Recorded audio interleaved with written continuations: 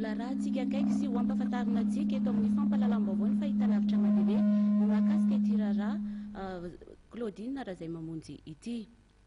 Nisafidy ny tianao hevitra mikasika ny raharaha Claudine ity koa ny Premier Ministre lehiben'ny gouvernement solon'andrasana mahafaly avy hatrany ny valiteny nomeny no arahantsika.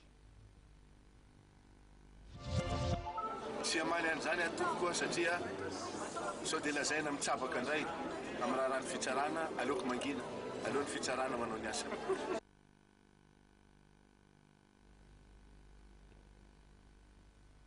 Namaly ny ministry ny fitsarana ny Sapandrara misahana ny ady amin'ny kolokolo na ny Bianco nanambara ireto farany fa voafitaky ny mpisolovavan'ny Claudine Razaimamonjy ny mpitahiry ny tombokase-mpanjakana ary tsy nanontany ihany koa ireo mpanao gazety tsy nanontany ihany koa ireo mpandrara talohany nanatonana ny mpanao gazety. Namoaka falabarana mamaly ny ministry ny fitsarana kosa ny Bianco anatin'ny raharaha Claudine Razaimamonjy any.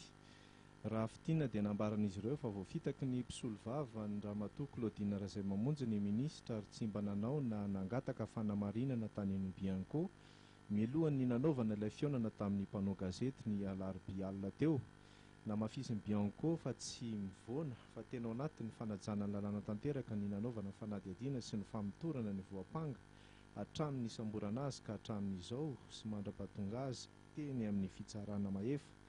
Nasian'izy ireo tsindry haingio fa tsy cumul de garde à vue na andromaso mivangongo fa andromaso isaky ny raharaha sany ny sampana raha samihafa no nampiarina.